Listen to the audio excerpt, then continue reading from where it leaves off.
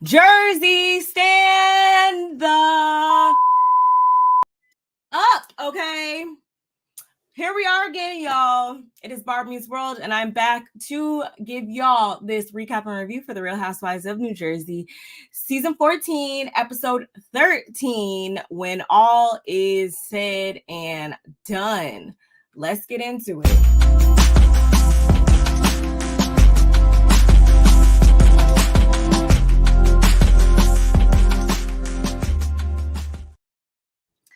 Hey y'all, what's going on? I am here to talk about this episode that honestly, y'all, I'm disappointed. I'm disappointed because they bigged this finale up.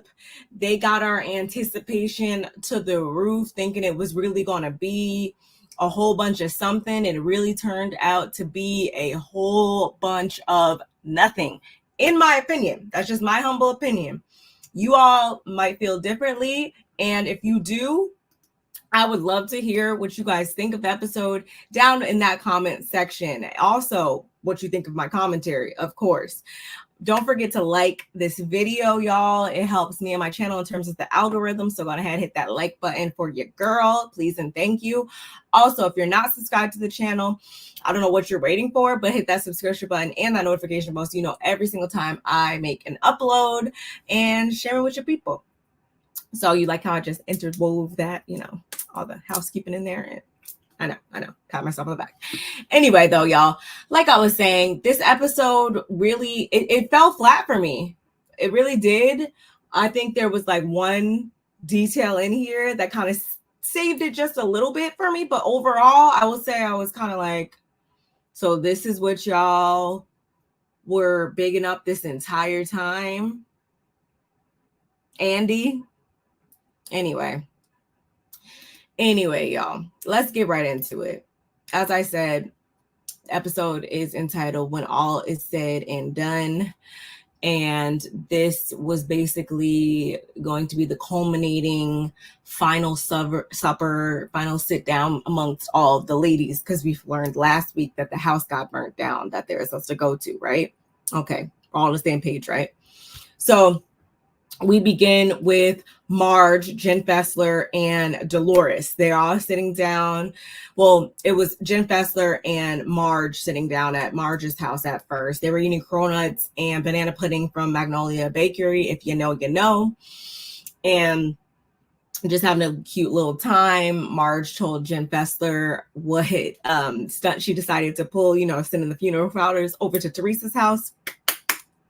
Chef's kiss all around. Marge really was my MVP for this season because she gave us a lot of one-liners. She gave us a lot of iconic moments, such as the funeral flowers. So even if they do this reboot that is being rumored, if they're going to just, scrap everybody, clean up shop, and come back with a whole new cast, I can at least find solace in the fact that the iconic Margaret Josephs went out with a bang, honey.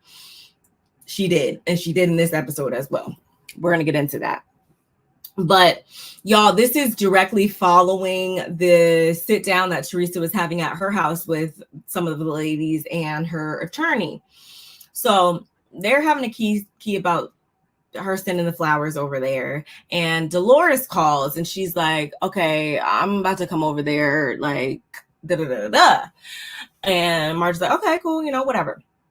So Dolores pulls up and pretty much gets right into telling them what all went down over at Teresa's house. But I feel like she downplayed it, and she won't really say what it really is. And us as the viewers, at least me, and from my perspective, I feel like it definitely was a exploit Marge freaking meetup. I really do. But I feel like Dolores tried to downplay it, and that's why I really just, after this episode, y'all, Dolores, even if they are going to bring some of the ladies back, Dolores doesn't need to be one of them, because she really pissed me off. It's like, she's not even Switzerland. She tries to act like she's Switzerland, y'all, but if you really are clocking it the way that I'm clocking it, you will know that she's really not even Switzerland as much as she's just, I would even venture to say that she's like afraid of Teresa almost. Does anybody else pick up on that? It's like she never has this level of intensity towards Teresa about things like she does with Marge in this scene. She never holds her accountable. She just lets her do whatever, even at this final meetup, dinner, lunch, whatever. In the end, Teresa wouldn't shut her mouth so that the conversation could have kept flowing. And when Dolores was summoned to get her homegirl together, since they go back to the sandbox, right? She couldn't even do that. She just lets Teresa do whatever. And I feel like it's because like she's, as much as she wants to come off as a big Billy badass from Patterson, that's not how I'm reading it at all. So anyway, Marge tells where we at? Jen Fessler says she doesn't want to know when Marge brings up the fact that she has a bomb to drop. And I'm like, ooh, we're gonna have to hear about this. All she says is just you wait.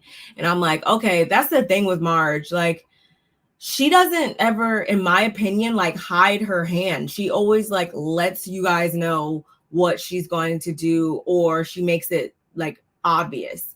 In this case, this season, it was apparent that her and Jackie were at odds. It was apparent that Jackie had did some shit to her and Dolores wasn't having it, or Marge wasn't having it. So that should tell us like, okay, she's more than likely going to have some get back for Jackie. That's why I don't understand how so many people have such issues with Marge when it's like she lets it be known. Unlike a lot of other housewives, a lot of other people on the TV, they love to throw stones and hide their hands. But at least I can give Marge her kudos for letting it be known what hand she's going to play. If you guys disagree, let me know in the comments. If you agree, let me know in the comments. Just let me know something in the comments, okay?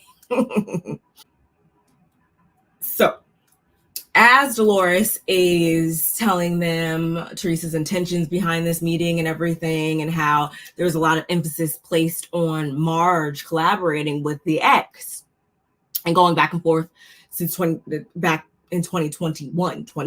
Remember that, y'all.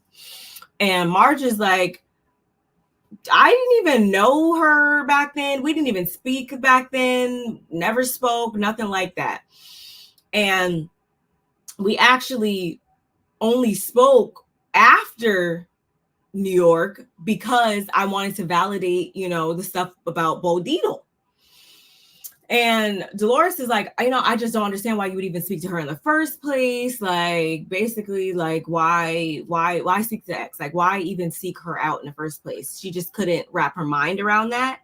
And she's like, but she is glad that, or she actually calls Marge out for not inviting her to this meetup, because then she goes on to say like, oh, well, something about a summit. Like Marge says that she would never just have everybody come around to basically talk on Teresa, but it's just wild that Teresa would do that. And again, Dolores doesn't ever see it that way. She only ever sees the good in Teresa. And that's what is just, that really chaps my ass, y'all. It really does about Dolores. It's like she's beautiful.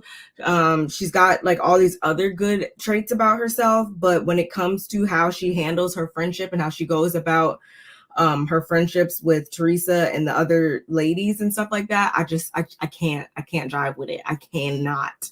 It pisses me off. And you know what actually pissed me off even more? It was a final nail in the coffin for me, was how she decided to speak to Margaret in her own damn house. Because, honey, you could never speak to me the way that Dolores was coming at Marge during this scene. You can never speak to me that way, like ever.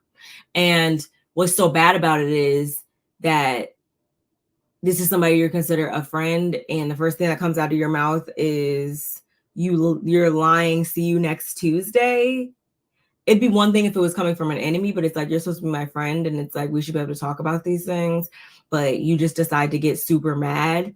And that could only tell me one thing, which is you were trying to save face, because you knew damn well Marge invited you to that get together, to that to her little reunion powwow, pre-reunion powwow, or however you want to put it. And you just don't want Teresa to find out that you were invited, or you always want to make sure that you're showing up as loyal as possible to Teresa. That is bullshit. That is bullshit. Yep. Complete bullshit. So they start going back and forth from there, and Dolores is roaring at this point, and she's seething with anger so much so that it's just like, no one's even calling you a liar. First of all, it's not even that serious. Second of all, it's not even that she's calling you a liar as much as it's like, maybe you don't remember. Give you the benefit of the doubt for 2 seconds here. Maybe you don't remember her telling you this, but I don't see why Marge wouldn't have told you this. I don't think that it was ever like supposed to be like a secret or anything like that. I also don't feel like this is the first time that you've heard that someone is doing this, or that, this is something that is, I'm pretty sure this is a lot more normal than it is odd. And even if the circumstances weren't the same, I'm pretty sure this is not the first time a franchise of Housewives has gotten together before a reunion to figure out how they wanted to skin that cat. I just don't. Dolores, your slip was showing, honey. Your slip was definitely showing in this scene.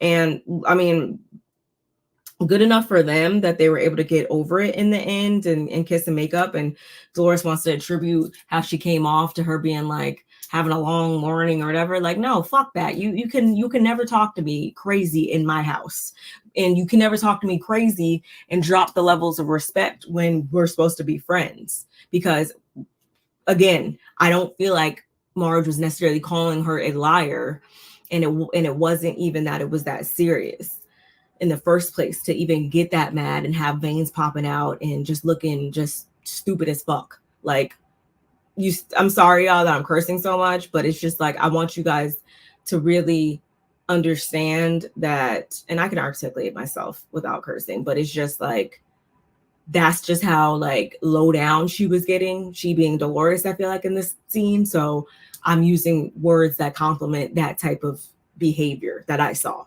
which was fuck shit. Like, you are just mad that you got called out. And it wasn't even a call out. You were mad that it was revealed that you got an invite. Period. Dolores says that her biggest qualm is that Marge saw an opportunity to make her look like a bad friend to Teresa and a liar. So she knows what Marge is capable of doing to her. And I'm like, right off the bat, you let it be known why you were that angry, which was the exact reason I just said, because this is going to make you look like a bad friend to Teresa. Period. Moving on. Over at Rachel's, we see her and Danielle get together, followed by Melissa. John's okay, by the way. He's fine. Last week we thought he was going into anaphylactic shock and all that. No, he's fine. He's fine. They didn't even find anything crazy. Like, he's good. It was probably just like a piece of the bone marrow that scraped up his esophagus maybe, and just caused some issues. But he fine. He fine, y'all.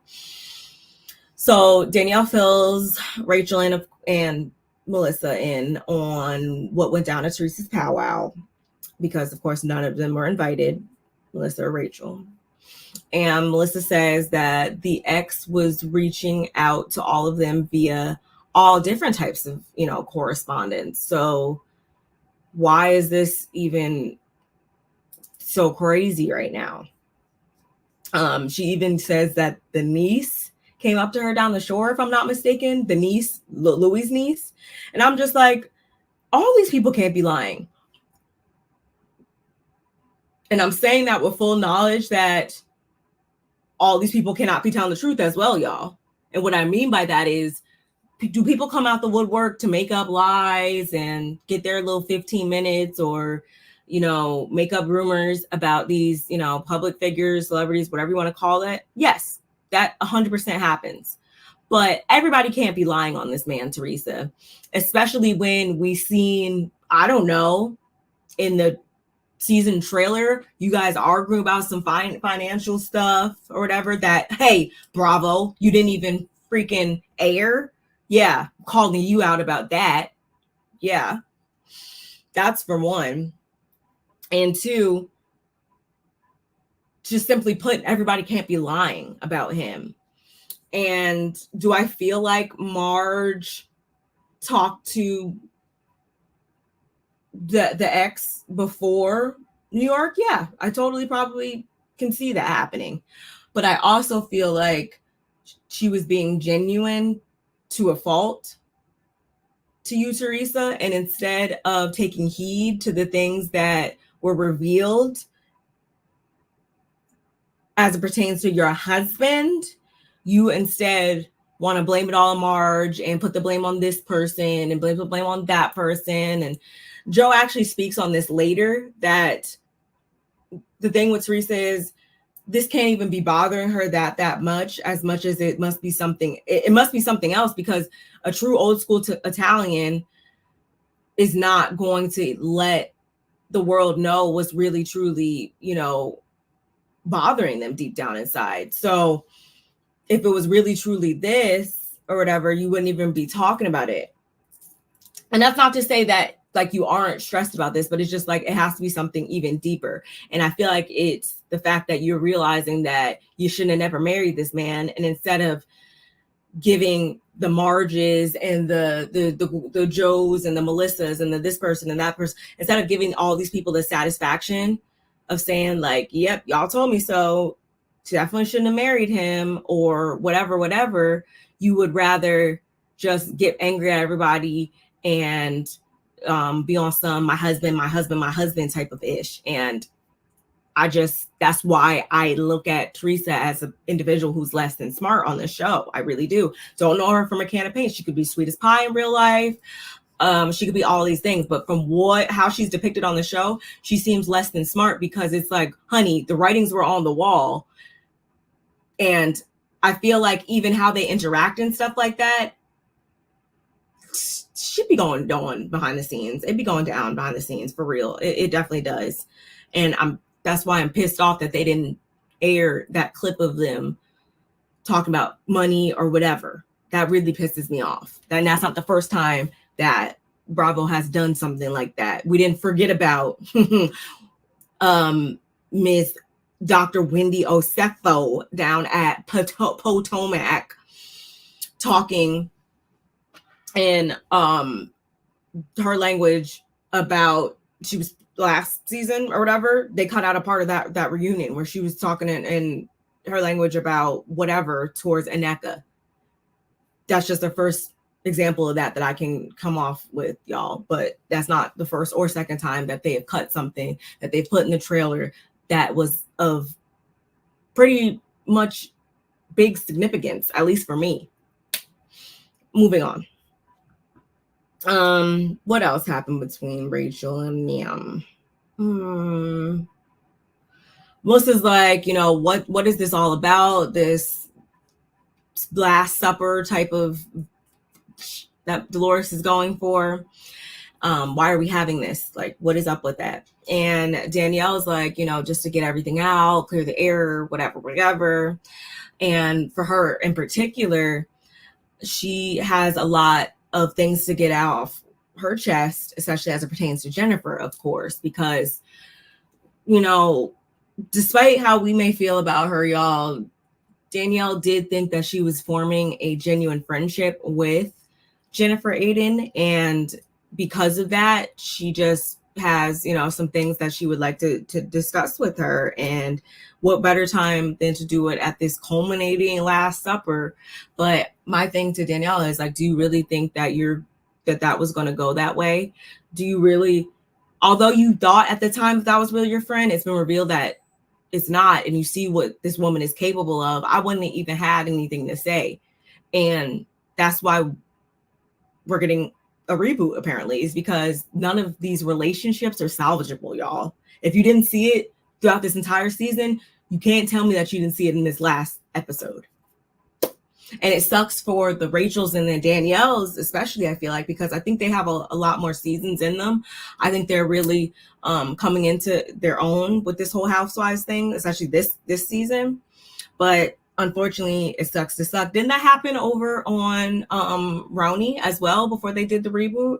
Didn't they bring on a housewife for that last season and then went into cleaning up shop and doing the whole reboot the following season? So unfortunately, this is just how the cookie crumbles sometimes for ladies. But if that's what they have to do to get this show back on par, then that's just what they have to do. That's how I feel as a viewer.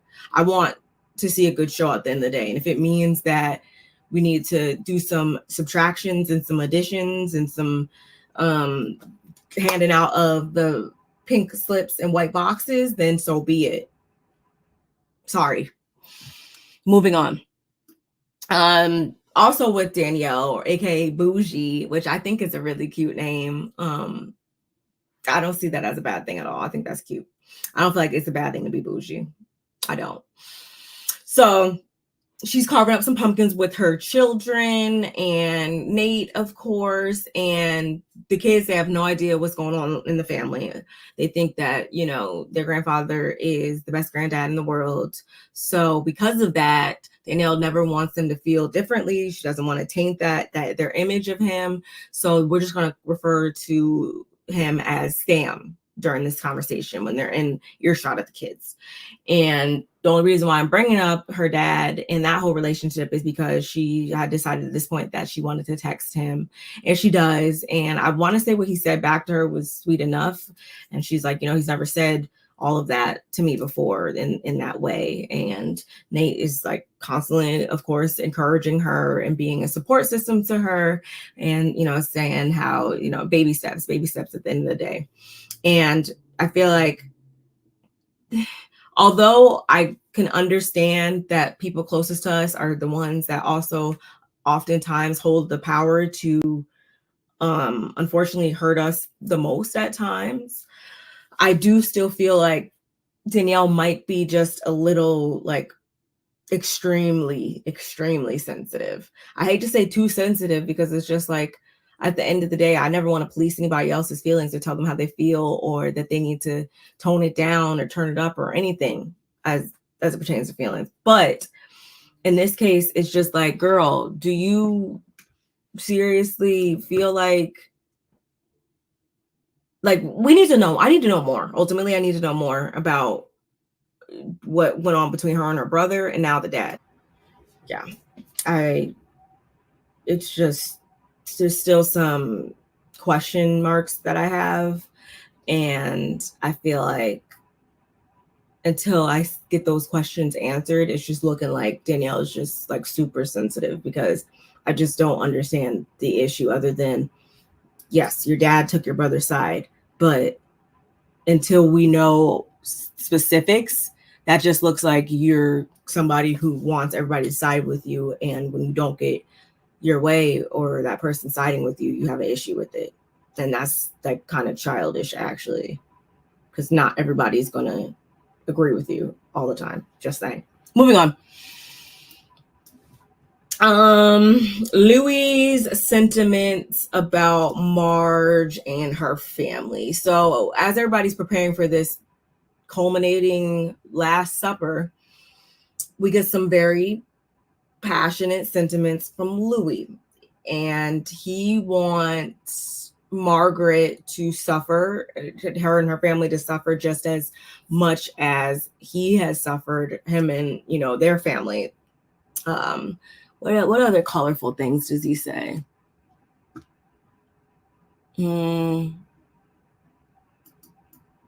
Teresa has no words for Melissa. She's glad they kept the peace while her parents were still alive. I want to say he said something else. I don't remember, but he said a lot of crazy things, which actually I have a screenshot, y'all, of this was like a apology, I guess he posted. As you can see, it says, the finale was very tough for me to watch, and I wanted to address it with you all. After watching the finale, I was disappointed in my actions in bringing up Margaret Joseph's son. The reason he was even brought up was because I've been dealing with being falsely accused of calling Margaret's son at his work, which is simply not true. For the last year, Margaret kept putting this narrative out there. I called her son at work, and I've had to deal with it knowing I am being lied on. Still, I know better not to bring someone's child up, and it's something I deeply regret. So I do want to apologize and acknowledge that I was wrong. There's been a lot of toxicity on the show that has affected everyone on the show. We have been dealing with a lot of frustrating frustrating things behind the scenes, and it has been very hard for our entire family and my children, who have been really impacted by all that's happened at the hands of certain people. Two wrongs don't make a right, and I deeply regret saying what I said. No, you don't. Because just how you guys were talking tells me that y'all be talking like that all the time, one. And I feel like even Teresa's reaction was kind of like, oh, I wish she wouldn't have said this or wouldn't be saying this on camera. Did you guys pick up on that? Let me know in the comments. You meant it, and you meant it because you did it, if that makes sense. Because you wouldn't have gone that hard. You wouldn't have even brought him up if it wasn't true. You wouldn't have had that much venom, and then you wouldn't be apologizing right now then. Does that make sense, y'all? You meant it right off the bat. That's why it rolled off your tongue so with just so much ease, and just it was just so fluid, because that's really how you feel. And I think that just speaks to your character. I feel like you put up this facade, even though I could see through it on these cameras, but Louis gives me he is hell once these cameras go off. Yeah. And that's why she's looking so stressed. I want to say earlier on in the episode, when Danielle and Melissa and Rachel were sitting down, and Danielle was trying to kind of give, I guess, Teresa a little bit of grace, saying like, basically she weighs like 10 pounds soaking wet because all the stress and stuff, which might I just add later on that Melissa admits that she doesn't actually want to see them stressed over there, which I'm like, at least say what you want, but I feel like Teresa's usually the one that comes off saying some wild ass things about Melissa before Melissa does. And in this moment where she found it in herself to still have a heart as it pertains to the girls and Teresa and all this stuff, like she still doesn't want to see them be in that bad space.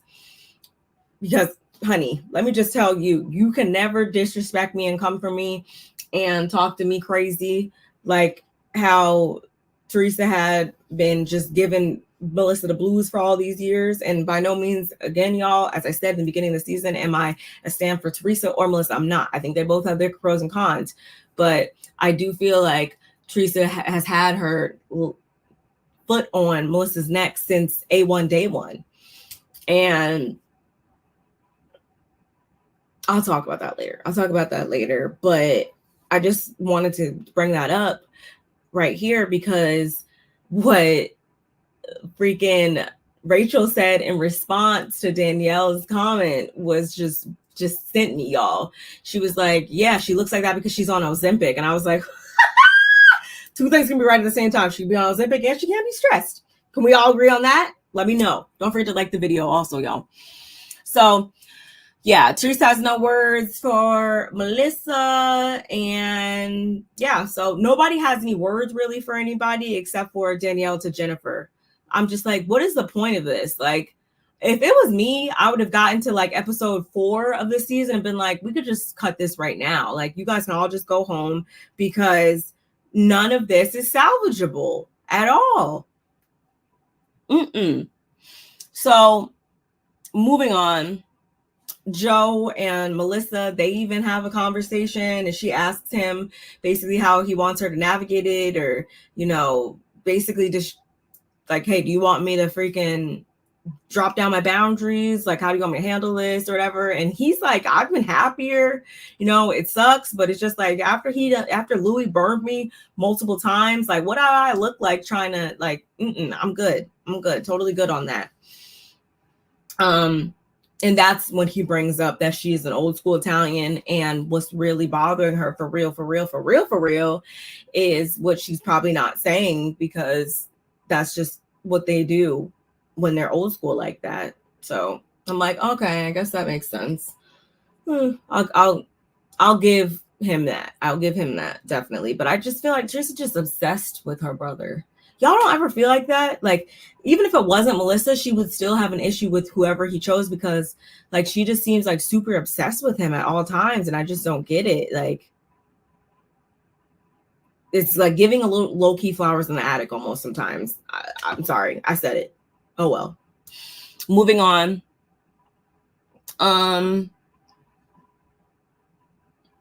Yep.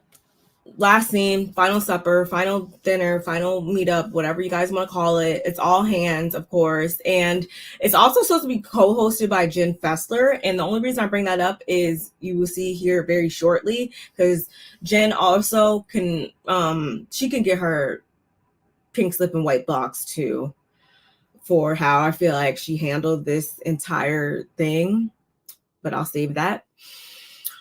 Rachel shows up first. Rachel looked good. Everybody was giving, it was kind of giving Mob Wives, if you guys used to watch that. Everybody's entrance was given that. Rachel looked nice. Marge looked bomb, in my opinion. I liked Melissa's matching boots and bag. Yes. Dolores looked cute with her Louboutins and her updo, honey, and her lace dress. The only ones that looked absolutely atrocious were Jackie, Teresa, and Jennifer Aiden. But are we surprised? Not really. I mean, Teresa could have came better. Like, I'm not going to say Teresa looks bad all the time. Definitely not. But Jennifer Aiden, tacky as hell all the time. And Jackie also never gives much of anything in the fashion department, if I must say so myself, just saying.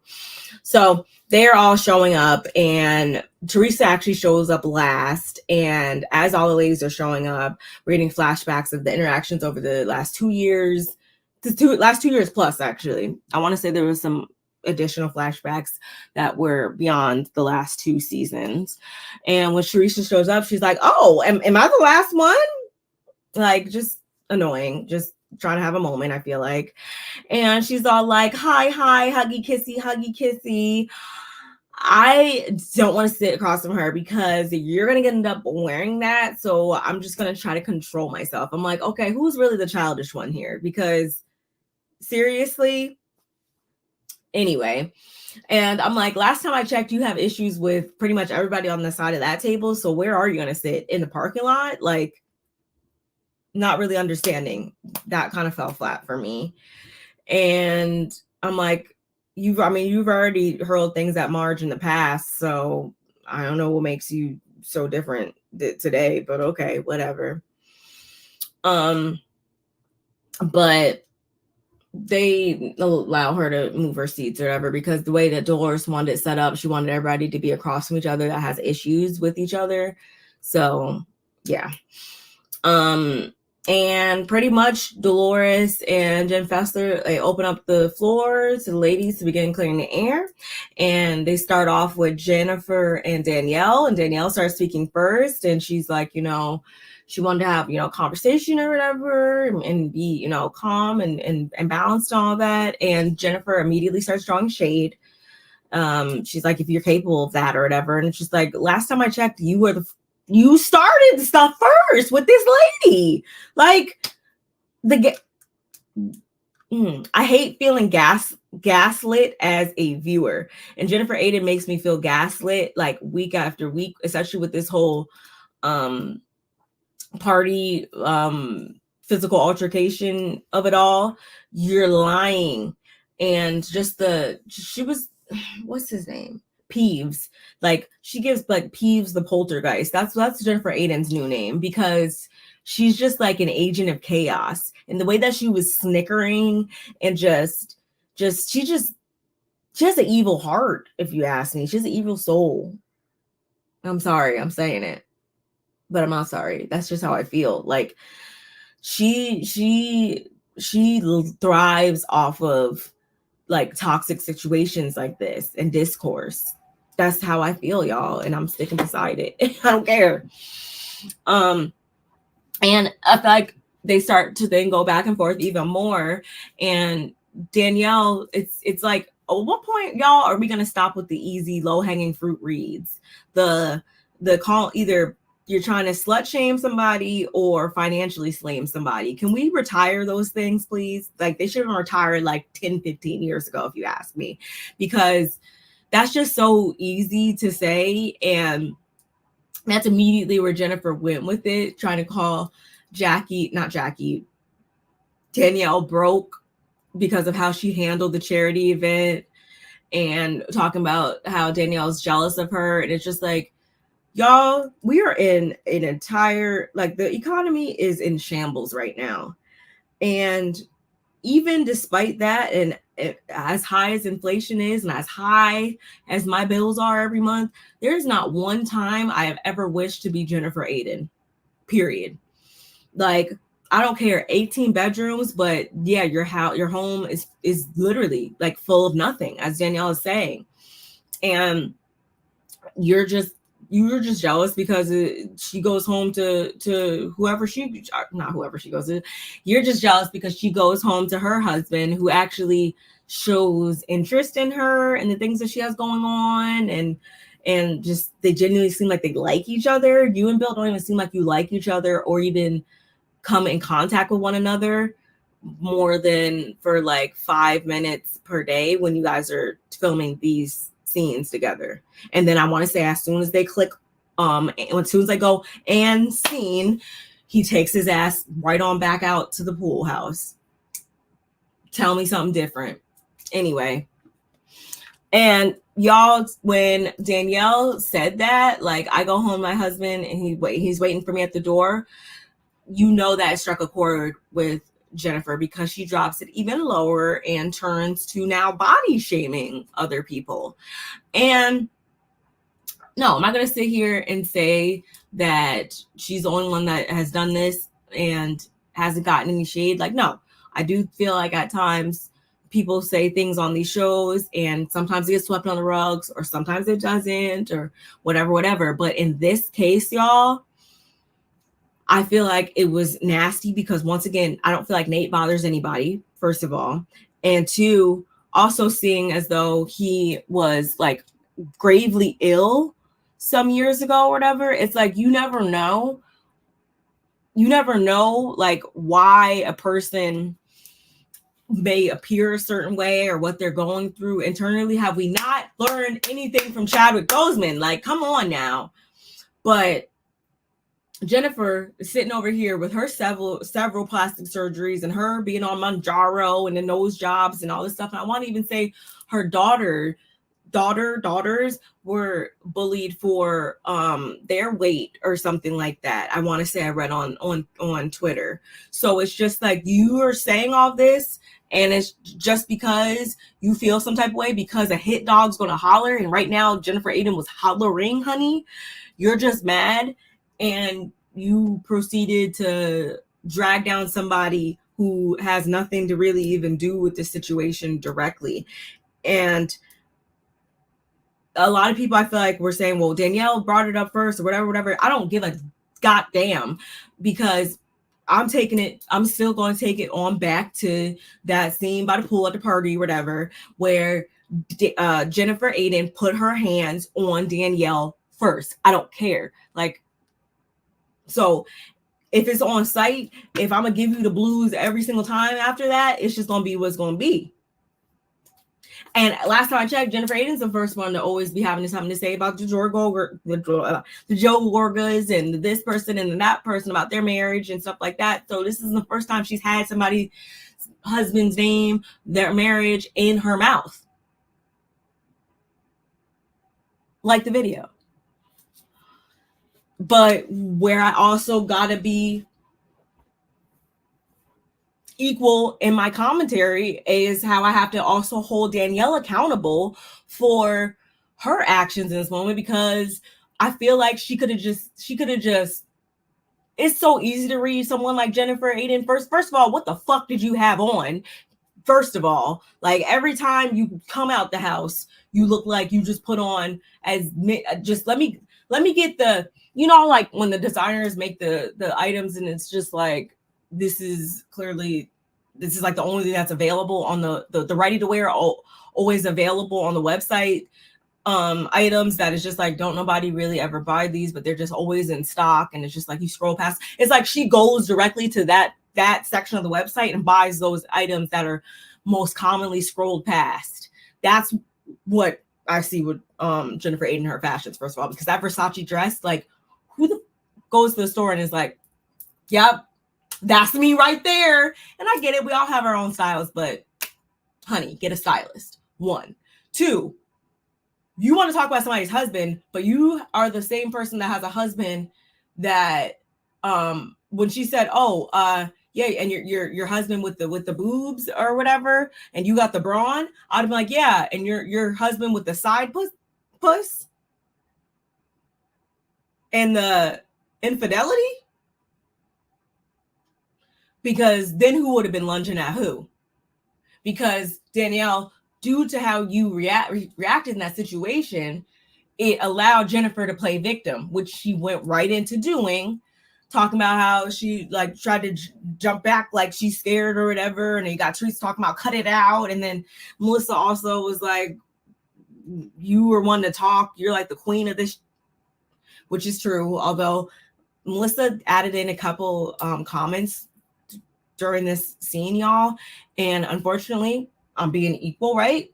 So none of you guys need to go in the comments talking about I'm only seeing it from one side, not the other, because in this moment, I was like, Melissa, like, your comments are kind of stupid and unnecessary. Like, the points she was trying to prove, it just kind of made me feel like she was just trying to get camera time, because honestly, like, you and Teresa have made it clear that you guys don't want to deal with each other. So in my mind, that tells me there's nothing more to talk about in that situation. It's just at its resting stop. So therefore, there's no other major conflict, I feel like, that Melissa had going on with anybody to where she needed to really even be there and talk about anything.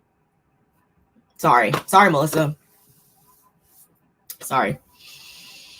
But anyway, y'all, let me make this quick, because honestly, it really didn't give much after this point. Danielle gets production steps in. She steps away to collect herself, and Teresa comes over trying to make things about her, and Danielle's like, do not make this about you right now. And Jen Fessler at that point was like, yeah, I'm good on this. It's clear that where I'm from, we either, you know, break bread or we're fighting, whatever she said. And right now, like, I already saw that, which tells me that we're not going to be breaking bread as well. So it's just too toxic. You guys are used to operating at this level of toxicity, and I ain't got it to do. And I was like, also bye to you too, Jen Fessler, because this just tells me that you're not well enough equipped to be a full-time housewife. As much as at first during the season, I was like, oh my God, bring her full-time. Yes. But then I was like on the very much, screw you, Jen Fessler. You are sleeping with the enemy. You're doing this, like, blah, blah, blah.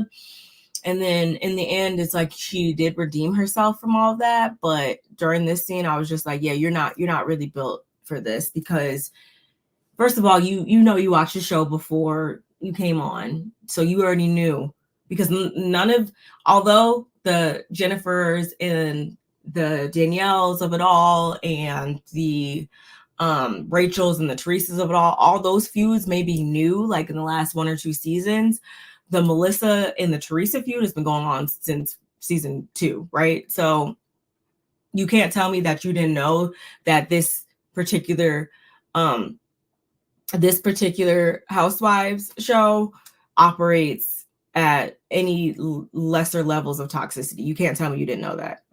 So goodbye. But it was messed up because it's like you were also supposed to be co-hosting this and you just left Dolores then to just figure it out by herself. Like, I thought that was kind of messed up. But anyway, moving on. So the real meat and potatoes here, y'all, is when Danielle does come back to the table after Dolores asks Jennifer if she's comfortable with having Danielle back at the table. I'm like, why even give her the satisfaction?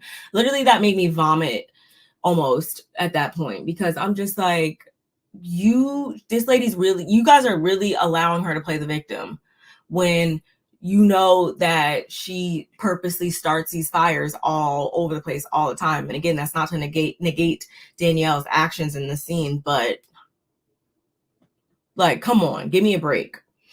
So now we turn to Marge and Teresa. Marge gives her version of the story. And of course, Teresa's denying any truth in Marge's story. She won't even really let her talk. And we get into effing the plumbers and covering things up.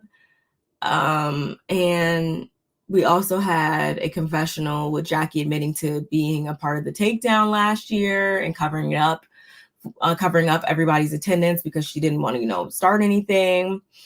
Rachel gets into it and calls Teresa a fat hot dog lipped mouth that needs to be checked, which I'm like, see, and that's why I don't mind Rachel coming back, because I feel like where a lot of the other ladies might be scared at times to go back toe to toe with Teresa, Rachel's not. And I like that about her. Do not let anybody else inflict fear in y'all. That's my word of advice. Rachel has learned that at an early age, clearly. So all of a sudden, Marge is like, we want to talk about being, subpoenaed in 2021 and all this stuff or whatever. And she says, let me make it, basically make it make sense for y'all. And you remember when that weird warrior video came out with him on the beach being all, weird and all that? Yeah. Jackie had the ex at her house the week prior. And Jackie is like, what did she say? What the F are you talking about? Are you out of your effing mind? No, I didn't. What the are you talking about? What? Literally, doesn't even know what happened. Literally, this is the rug and this is Jackie. Like she didn't know what to do with herself at that point. She's denying it. And I'm like, wow, that makes so much sense. I will say that did kind of like throw me for a loop a little bit. And I was like, oh my God, it was you the whole, wow. And that does make sense because y'all, we did see how bothered Jackie was when she felt like Teresa was coming for her husband, and the whole cheating rumors came out about Evan. So is it so far-fetched to think that this isn't really how it happened? And for some reason, Jackie just decided, because she is somebody who has suffered her own traumas in life, that Teresa is truly the person that she's a popular girl, whatever. This is somebody who she did want to be friends with probably all along, and thought that she was going to get away with it until she forgot who she used to be friends with, who she decided to wrong in this process, which is Marge. And regardless, would I have thought Marge would have talked to the ex? Yeah, I could totally see Marge still talking to the ex, even if Jackie had not been included in all of that. But I don't really have an issue with that when I feel like Louis came in being a sketchy character from the door. Just saying.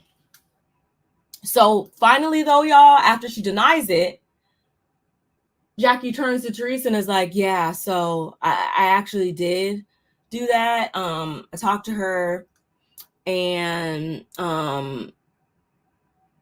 she's like, I met with her. We hated each other. You went after my husband. I was scared to tell you because I didn't want to F this up. But I'm glad, you know now, because I always thought it was going to come out. And I'm just like literally the most revolting scene to watch, because the way that this lady is just so dumb and also doesn't have a backbone. It's just like, literally makes my booty itch, y'all. It really does. It really does. And Teresa, because she's in too deep at this point and doesn't want to give Marge a satisfaction, doesn't even have any smoke for Jackie in this moment, y'all. And Dolores even had to ask her, like, Jackie just told you something. Like, you have anything to say to that? And Teresa's like, no, it's fine, whatever. And Jennifer clocks it though, and she's like, Teresa's somebody to have delayed reactions at times, so she might be acting like she's okay with this right now, but who knows? That could change, honey. And I'm like, yeah, we've definitely seen that happen before. But I think Teresa just in this case was just after the bigger fish, and no matter what was said or who it was placed on, she was still always going to be out for Marge. She was always going to pin it on Marge regardless. And that's why I say what I've been saying this entire episode, which is there's nowhere else to go from here. We've gotten all we've gotten, I think, from this group of ladies. And because of that reason, we can now clean house. It's totally okay with this. That pretty much concludes things. Jennifer Cox. I don't know why my notes say Jennifer Cox, but that's very interesting. Melissa brings up sprinkle cookies. Like, she's like, so we can't forgive sprinkle cookies, but we can forgive that. And I'm like, that kind of does make sense, but it also was still one of those random utterances from Melissa that I just didn't quite understand. Jackie definitely got up from that table with diarrhea in her pants, y'all. And like, did you even see outside when Jackie like walks by? Because she's like, okay, bye. Like just awkward and just, girl, just don't come back. Just don't come back, please. Just don't. You went out bad this season. But she walks outside and it's like Marge, Rachel, Danielle, and Melissa. And she like goes to the corner and sees them and like backtracks. Like, what do you... Like, just, she is a scared, like, talk about scaredy cats. Like, she is the poster child for scaredy cats. Because, honey, are we serious right now? But the whole thing was honestly a fail to me, y'all. And I can't say that I'll definitely be back next week to review this final reaction episode or whatever, because it's just going to be us rewatching this whole thing again. And again, I mean what I say when I say I don't think that they have anything else to give.